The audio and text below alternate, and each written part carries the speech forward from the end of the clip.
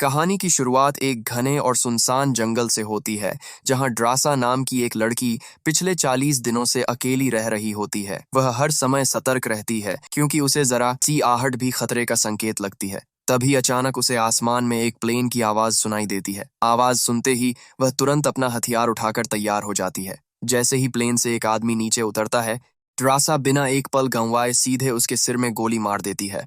दूसरी तरफ लेवाई नाम का एक आदमी दिखाई देता है, जो पहले मरीन सैनिक रह चुका होता है। वह एक भयानक सपने से घबराकर उठता है। अपना मन शांत करने के लिए वह समुद्र किनारे चला जाता है। तभी उसके फोन पर एक मैसेज आता है, जिसमें उसे तुरंत मरीन कॉर्प्स बेस पहुंचने के लिए कहा जाता है। बेस पर उसकी मुलाकात एजेंट बार्थोलोम्यू नाम की एक महिला से होती है। वह लेवाई को बताती है कि वह एक बेहद खतरनाक और बेहतरीन स्नाइपर है, जिसका रिकॉर्ड शानदार रहा है। लेकिन वह उससे यह भी पूछती है कि आखिर उसे मरीन से क्यों निकाल दिया गया। इस पर लेवाई शांत स्वर में कहता है कि उसे इस बात से कोई फर्क नहीं पड़ता, लेकिन वह हमेशा अपने देश के प्रति वफादार रहेगा। इसके बाद एजेंट बार्थोलोम्यू उससे कुछ निजी सवाल पूछती है और फिर उसे बताती है कि उसे एक बेहद खास और खतरनाक मिशन के लिए चुना गया है। दूसरी तरफ लिथुआनिया में ड्रासा अपने पिता से कब्रिस्तान में मिलती है। उस दिन उसकी माँ की मौत की बरसी होती है। उसके पिता उससे पूछते हैं कि वो इतनी उदास क्यों है। तब ड्रासा उन्हें बताती है कि उसने जिस आदमी को गोली मारी थी, उसके 4 बच्चे थे। तब उसके पिता उसे समझाते हैं कि वो एक बुरा इंसान था और इसीलिए उसे दुखी होने की कोई जरूरत नहीं है। उसे सिर्फ अपने काम पर फोकस करना चाहिए। इसके बाद वो ड्रासा को बताते हैं कि उनका कैंसर अब ठीक नहीं हो सकता, इसीलिए उन्होंने फैसला किया है कि वो खुद अपनी जान ले लेंगे, ताकि वैलेंटाइन डे पर अपनी पत्नी से फिर मिल सकें। दूसरी ओर सितंबर में लेवाई अचानक एक प्लेन में जागता है। उसे पता चलता है कि उसे बेहोश करके यहाँ लाया गया है। तभी एक महिला सिपाही उसके पास आती है। लेवाई उससे पूछता है कि उसे कहाँ ले जाया जा रहा है, लेकिन वो महिला उसे कोई जवाब नहीं देती। फिर वो उससे उसकी सारी पर्सनल चीजें ले लेती हैं और उसे बताती है कि उनका प्लेन अब नो फ्लाई जोन में पहुंच चुका है, इसलिए उसे अभी पैराशूट से कूदना होगा। इसके बाद लेवाई अपना बैग उठाकर प्लेन से छलांग लगा देता है और पैराशूट खोलकर सुरक्षित नीचे उतर जाता है। फिर वो अपने आगे का सफर शुरू करता है, खतरनाक जंगलों और ऊंचे पहाड़ों पर चढ़कर। कई दिनों बाद एक बहुत बड़ी और डरावनी खाई के किनारे पहुंचता है। वहां पर उसकी मुलाकात जेडी नाम के सैनिक से होती है। वो उसे बेस्ट टॉवर तक लेकर आता है। जेडी पिछले 1 साल से वहीं तैनात है, लेकिन सबसे अजीब बात तो ये थी कि उसे भी नहीं पता कि ये जगह आखिर है कहाँ।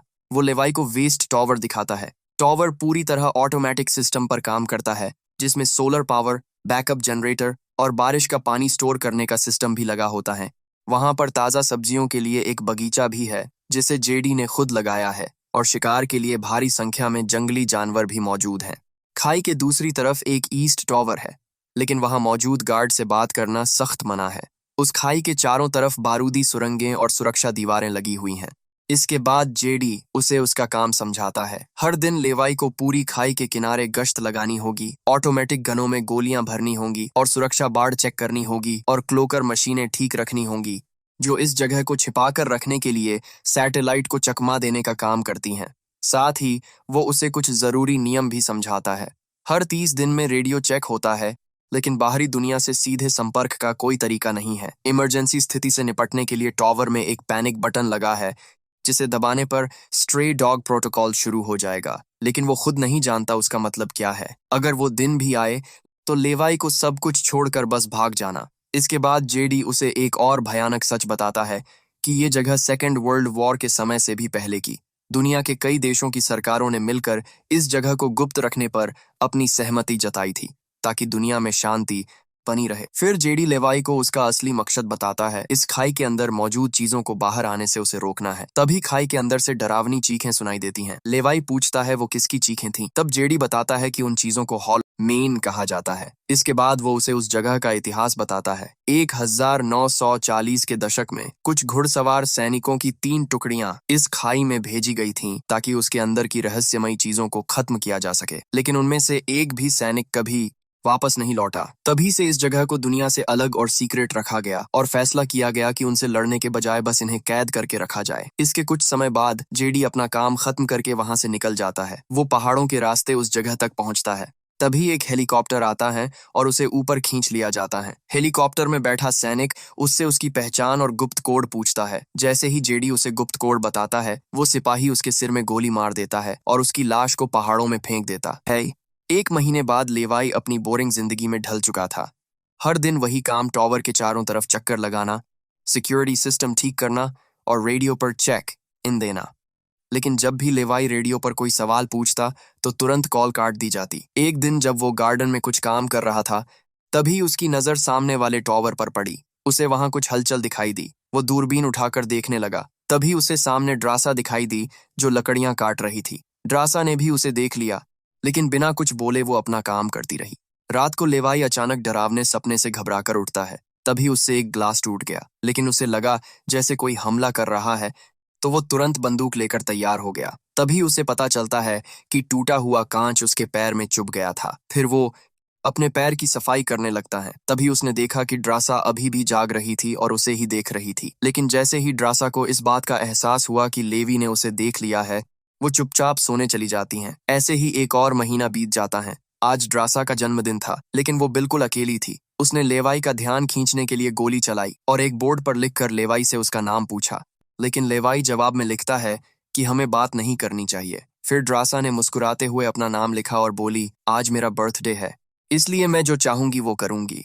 ये देखकर लेवाई हंस पड़ा। फिर उसने भी अपना नाम लिखा और ग्लास उठाकर दूर से ही उसे चीयर्स किया। इसके बाद ड्रासा अपना पसंदीदा म्यूजिक लगाती हैं और डांस करने लगती हैं। उसने लेवाई को भी डांस करने के लिए कहा, लेकिन लेवाई बोला उसे डांस करना नहीं आता, लेकिन वो एक शानदार स्नाइपर है। फिर ड्रासा बंदूक उठाकर उसकी पानी की बोतल पर निशाना लगाती हैं। जवाब में लेवाई भी उसकी बोतल उड़ा देता है। इसी बीच ड्रासा की नजर नीचे खाई में जाती है और वो अचानक सीरियस हो जाती है। जब लेवाई नीचे देखता है तो उसके होश उड़ जाते हैं। खाई की दीवारों पर अजीब और भयानक प्राणी चढ़ रहे थे, इंसानों जैसे, लेकिन लकड़ियों से बने हुए राक्षस की तरह। लेवाई तुरंत गोली चलाता है। एक राक्षस नीचे गिरकर माइन पर जा गिरता है और जोरदार धमाका होता है, जिससे कई और राक्षस भी मारे जाते हैं। लेकिन तभी बाकी बचे हुए राक्षस भी तेजी से ऊपर चढ़ने लगते हैं। अब ड्रासा भी अपनी मशीन गन से फायरिंग शुरू कर देती है। दोनों मिलकर कुछ ही मिनटों में कई राक्षस खत्म कर देते हैं। तभी एक राक्षस ड्रासा की बालकनी तक पहुंच जाता है। ड्रासा उस पर कई राउंड गोलियां चलाती है और आखिरकार उसे नीचे गिरा देती है। लेकिन अब दोनों तरफ से राक्षस दीवारों पर चढ़ने लगते हैं। लड़ाई और भी खतरनाक मोड़ ले लेती है। तभी एक और राक्षस माइन पर गिरता है और लोहे का एक टुकड़ा ड्रासा के कंधे में जा लगता है, जिससे वो घायल हो जाती है। इसके बाद दोनों पूरी ताकत से मशीन गन चलाते हैं और आखिरकार सारे राक्षस खत्म हो जाते हैं। दिसंबर आते आते लेवाई और ड्रासा के बीच दोस्ती बढ़ने लगती है। लेवाई ड्रासा के लिए एक क्रिसमस ट्री बनाता है, जो ड्रासा को बहुत पसंद भी आता है।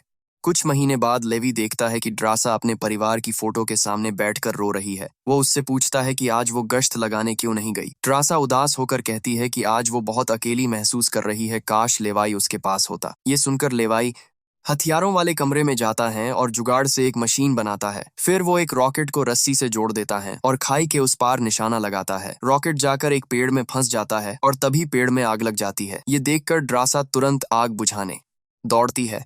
फिर वो रस्सी को पेड़ से मजबूती से बांध देती है। इसके बाद वो अपने टॉवर पर लौटती हैं।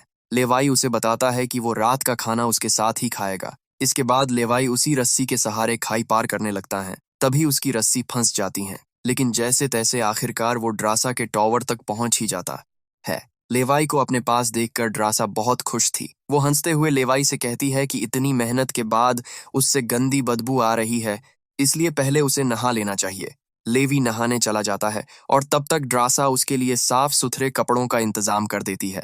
रात के खाने के दौरान दोनों अपने पुराने मिशनों और बोरिंग जिंदगी के बारे में बात करते हैं। फिर दोनों साथ में नाचते हैं और रात साथ बिताते हैं। अगली सुबह लेवाई वापस अपने टॉवर पर जाने के लिए निकल पड़ता है, लेकिन दूसरी तरफ पहुंचने से पहले ही अचानक वो भयानक प्राणी उसकी दीवार पर हमला कर देते हैं और तभी एक जोरदार धमाका होता है। धमाके से लेवाई की रस्सी टूट जाती है और वो सीधा खाई में गिरने लगता है। लेवाई को गिरता देख ड्रासा तुरंत अपने हथियार और पैराशूट उठाती हैं और सीधे खाई में कूद जाती हैं। फिर वो अपना पैराशूट खोल देती है, लेकिन नदी में गिरने से उसका पैराशूट पत्थर में फंस जाता है, इसलिए उसे चाकू से काटना पड़ता है। नदी का तेज बहाव उसे बहाकर ले जाने लगता है। तभी ड्रासा एक चट्टान से टकरा जाती हैं और उसका ऊपर चढ़ाने वाला यंत्र हाथ से छूटकर नदी में बह जाता है, लेकिन किसी तरह वो पेड़ों की जड़ों को पकड़कर किनारे तक पहुंचा जाती है। दूसरी तरफ लेवाई बेहोश हालत में एक पेड़ से लटका हुआ होता है। तभी उसे कुछ अजीब महसूस होता है। जैसे ही वो ऊपर देखता है, एक डरावना विशालकाय कीड़ा उस पर अटैक कर देता है। घबराकर लेवाई उस पर गोलियां चलाने लगता है और तभी रस्सियां टूट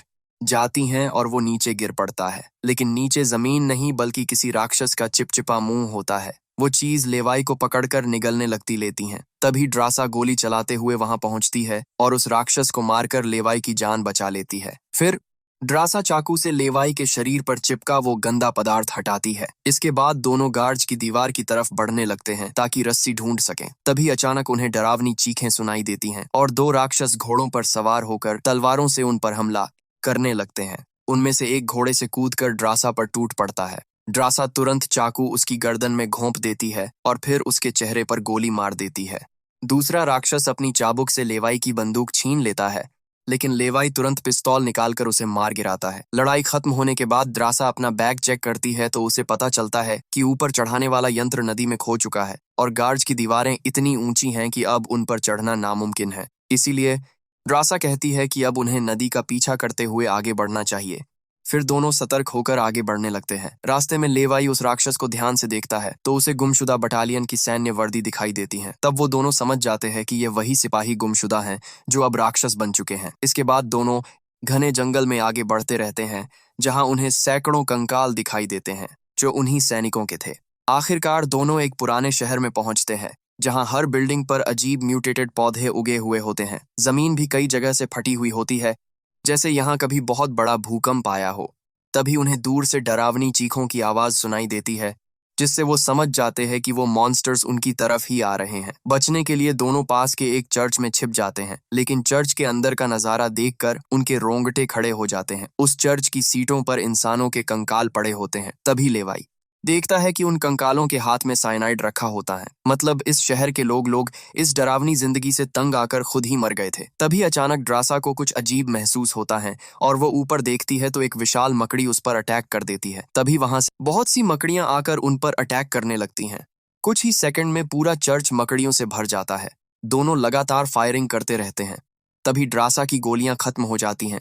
अब जैसे तैसे वो दोनों खुद को उन मकड़ियों से पीछा छुड़ाते हैं कि तभी वो राक्षस, जिन्हें हॉलो मेन कहा जाता है, चर्च का दरवाजा तोड़कर अंदर घुस आते हैं। अब वो दोनों मकड़ियों और उन राक्षसों के बीच फंस जाते हैं, लेकिन आखिरकार को खत्म कर देते हैं और चर्च की दीवार को तोड़कर बाहर निकल आते हैं। फिर वो दोनों दौड़कर गार्ड्स की दीवार में घुस जाते हैं ताकि वो राक्षस उनका पीछा न कर पाए। अंदर जाने पर उन्हें पता चलता है कि वो जगह भी म्यूटेटेड पौधों से पूरी तरह बर्बाद हो चुकी है। अंदर जाकर उन्हें समझ आता है कि ये कभी एक मिलिट्री लैब हुआ करती थी। चारों तरफ कंकाल पड़े होते हैं। तभी ड्रासा को एक बैकअप जनरेटर दिखाई देता है। वो उसे चालू कर देती है। इसी बीच लेवाई को एक पुरानी टेप मिलती है जिसे वो प्रोजेक्टर पर चलाते हैं। वीडियो में एक साइंटिस्ट बताती है कि साल 1946 में अलग अलग देशों ने मिलकर इस गुप्त जगह को बनाया था। दूसरे विश्व युद्ध के आखिरी दिनों में यहाँ जैविक हथियार और बायोकेमिकल मिसाइलें बनाई जा रही है थीं। लेकिन रिकॉर्डिंग से सिर्फ 6 दिन पहले एक बड़ा भूकंप आया था जिससे केमिकल लीक हो गया और जहरीला पदार्थ यहाँ के पेड़, पौधों और जानवरों के डीएनए में मिल गया और सबको म्यूटेट कर दिया। साइंटिस्ट बताती है कि ज्यादा समय तक उस टॉक्सिन के संपर्क में रहने से इंसानों के शरीर में बदलाव आने लगते हैं। वो सबूत के तौर पर अपने पेट पर उगी हुई शाखाएं दिखाती है। यह लैब एक गहरी खाई में बनी थी, इसलिए जहर बाकी दुनिया तक नहीं फैल पाया। दूसरे कमरे में जाने पर उन्हें एक कंप्यूटर मिलता है। लेवाई उस कंप्यूटर को ऑन करता है तो उन्हें पता चलता है कि ये जगह डार्क लेक नाम की एक प्राइवेट पैरामिलिट्री कंपनी की है और वही कंपनी ड्रोन भेजकर सैंपल इकट्ठा कर रही थी ताकि सुपर सोल्जर्स बनाए जा सकें। और यहाँ पर मौजूद टावर और गार्ड्स सिर्फ इस राज को छिपाने के लिए लगाए गए थे। कंप्यूटर में उन्हें स्ट्रे डॉग प्रोटोकॉल की जानकारी भी मिलती है। असल में वो एक न्यूक्लियर बम था जिसे इस इलाके को पूरी तरह खत्म करने के लिए बनाया गया था, अगर कभी दोबारा बड़ा लीक हो जाए। जब दोनों बाहर निकलने लगते हैं तो लेवाई ड्रासा को अपने दिल की बात बताते हुए कहता है कि इस मिशन पर आना उसके लिए सही फैसला था, क्योंकि अगर वो नहीं आता तो ड्रासा उसे कैसे मिलती। फिर दोनों बाहर स्मोक ग्रेनेड फेंकते हैं और धुएं का फायदा उठाकर बाहर निकल जाते हैं।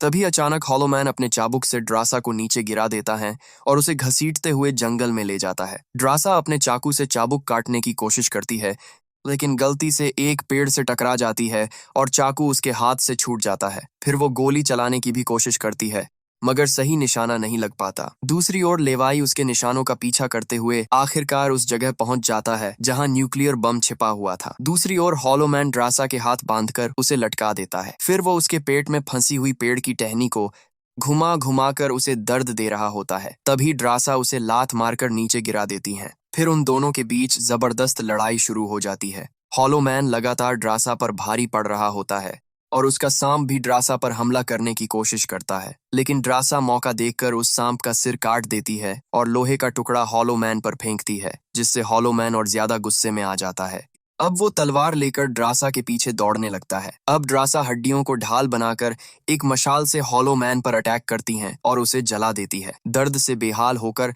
वो ड्रासा पर टूट पड़ता है। तभी लेवाई भी वहां पहुंच जाता है और गोली मारकर उसे खत्म कर देता है।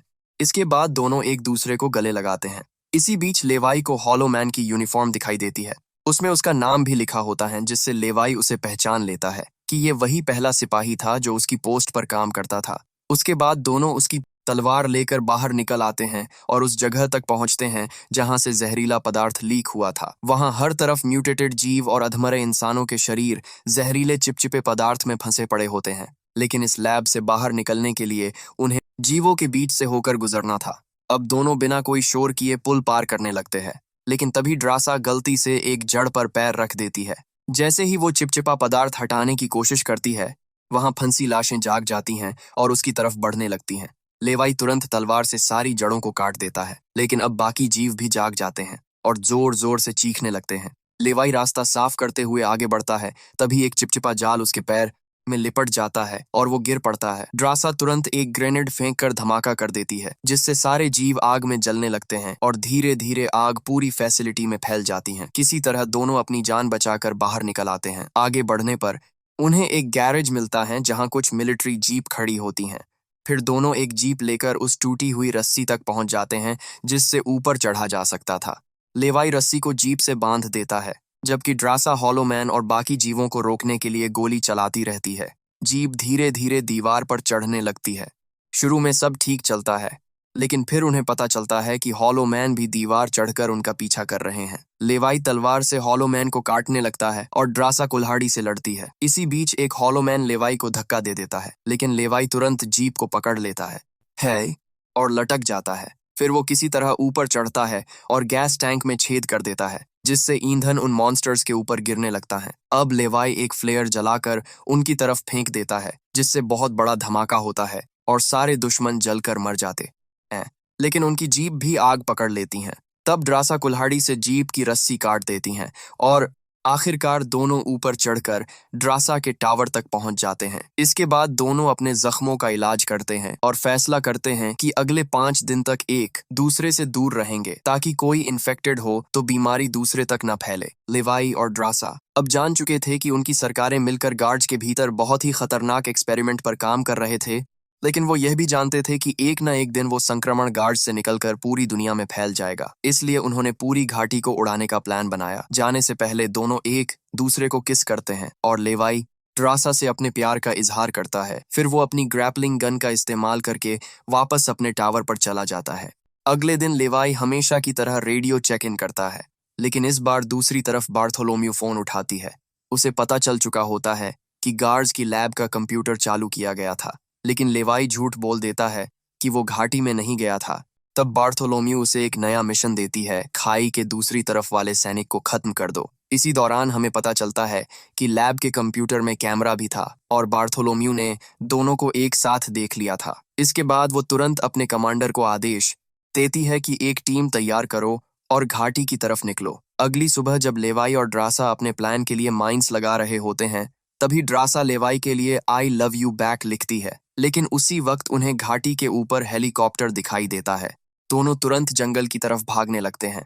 जब बार्थोलोम्यू को टावर में लेवाई नहीं मिलता, तो वो उन्हें खत्म करने के लिए ड्रोन छोड़ देते हैं। ड्रोन लगातार उन दोनों पर गोलियां चलाते रहते हैं, लेकिन लेवाई और ड्रासा भी जवाब देते हुए एक एक करके सारे ड्रोन गिरा देते हैं। फिर दोनों एक ऊंची जगह पर पहुंचकर क्लोकर्स पर निशाना लगाते हैं। तभी पहले से लगाई गई माइंस एक एक करके फटने लगती हैं और घाटी में मौजूद सारे क्लोकर्स तबाह होने लगते हैं।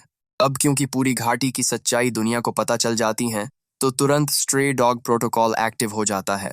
बार्थोलोम्यू और उसकी टीम जल्दी से हेलीकॉप्टर में बैठकर भागने की कोशिश करती है, जबकि लेवाई और ड्रासा अपनी जान बचाने के धमाके की रेंज से दूर निकल जाते हैं। तभी न्यूक्लियर बम फट जाता है और एक बहुत बड़ा धमाका होता है, जिससे वो हेलीकॉप्टर हवा में ही क्रैश होकर गिर जाता है और बार्थोलोम्यू के साथ सब मारे जाते हैं। लेकिन धमाके का असर लेवाई पर भी पड़ता है। वो पहाड़ी के किनारे से नदी में गिर जाता है। दूसरी ओर ड्रासा किसी तरह बच निकलती है और एक गुफा में छिपकर लेवी का इंतजार करती रहती है। 1 महीना गुजर जाता है, लेकिन लीवी उस जगह पर नहीं पहुंचता जहां मिलने का दोनों ने वादा किया था। आखिरकार दुखी मन से ड्रासा अकेले ही वहां से चली जाती है। कुछ समय बाद ड्रासा फ्रांस में एक वेट्रेस की नौकरी ज्वाइन कर लेती हैं। तभी एक दिन वो सामने के टेबल पर लेवाई को बैठा देखती है। ड्रासा उसे जिंदा देखकर बहुत खुश थी। उसने लेवाई से पूछा, इतनी देर क्यों लगी? लेवाई बताता है कि उसे ठीक होने में काफी वक्त लग गया। इसके बाद दोनों फिर से एक दूसरे को किस करते हैं और इसी के साथ यह मूवी यहीं पर खत्म हो जाती। हाउ